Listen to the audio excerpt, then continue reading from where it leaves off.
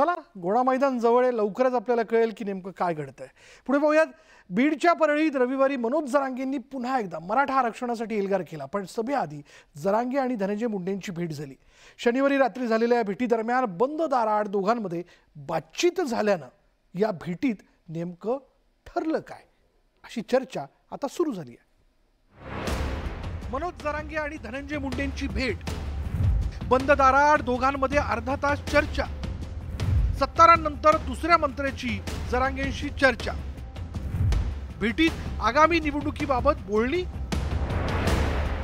विधानसभा निवडणुकीचं रणशिंग लवकरच फुंकलं जाण्याची शक्यता आहे। या निवडणुकीत पुन्हा एकदा मराठा आरक्षणाचा मुद्दा लक्षवेधी ठरण्याची शक्यता आहे। त्यातच आता मराठा आरक्षणासाठी आग्रही असलेल्या मनोज जरांगेंनी उघडपणे राजकीय भूमिका घेतल्याचं दिसतंय।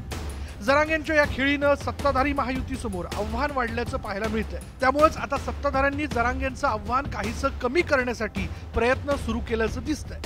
कारण राज्याचे कृषी मंत्री धनंजय मुंडेंनी शनिवारी मध्यरात्री जरांगेंची भेट घेत बंद दाराआड चर्चा केली। अर्धा तास दोघांमध्ये चर्चा झाली। यात आगामी विधानसभेबाबत ही दोघांचा संवाद झाल्याची चर्चा, पण मनोज जरांगेंनी मात्र या भेटीत राजकीय चर्चा झाली नसल्याचं सांगितलं। मी हाय तर मी मराठ्याकडूनच, मी कोणाचाच होऊ शकत नाही। जोपर्यंत मनोज जरांगे ना तोपर्यंत मी कोणाचाच होऊ शकत नाही, ना कोणत्या महाविकास आघाडीचा, ना कोणत्या महायुतीचा, ना कोणाचा। मी मराठ्यांचा म्हणजे मराठ्याचाच राहणार आणि मराठ्याला मात्र न्यायच मिळून जाणार। मनोज जरांगेंनी राजकीय चर्चा फेटाळली, पण धनंजय मुंडेंनी मात्र यावर बोलणंच टाळल्याचं पाहायला मिळालं। त्यामुळे परळीत झालेल्या जरांगेंची धनंजय मुंडेंनी भेट का घेतली? बंद दाराआड दोघांमध्ये खरंच फक्त आरक्षणावरच चर्चा झाली का? असे अनेक प्रश्न अनुत्तरित राहिले। धनंजय मुंडे आणि मनोज जरांगे पाटील यांच्या आंतरवली सराटी येथे झालेल्या मध्यरात्रीच्या बैठकी संदर्भात आणि भेटी संदर्भात मनोज जरांगे पाटील यांनी पत्रकार परिषद घेऊन माध्यमांना त्या संदर्भात माहिती दिली। मात्र या संदर्भात धनंजय मुंडे यांच्याशी विचारणा केली असता मी या संदर्भात काहीही बोलणार नाही असं स्पष्ट सांगितलेलं आहे। तसेच आज बीडच्या परळी येथे झालेल्या घोंगडी बैठकीमध्ये देखील मनोज जरांगे पाटील यांनी मुंडे बहीण भावाच्या संदर्भात ब्रशब्दही काढला नाही।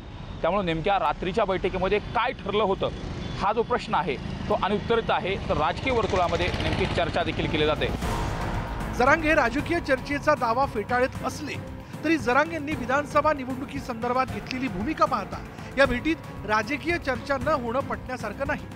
खरं तर काही दिवसांपूर्वी अल्पसंख्याक विकास मंत्री अब्दुल सत्तार यांनी ही जरांगेंची भेट घेतली होती। याच भेटीदरम्यान सत्तारांनी जरांगे आणि देवेंद्र फडणवीसांची फोनवर चर्चाही घडून आणल्याची माहिती आली आहे। त्यामुळे आता धनंजय मुंडेंसारखा देवेंद्र फडणवीसांशी जवळीक असलेला नेता भेटीला आल्यानंतर चर्चा तर होणारच। Bureau report, news 18 Lokmat.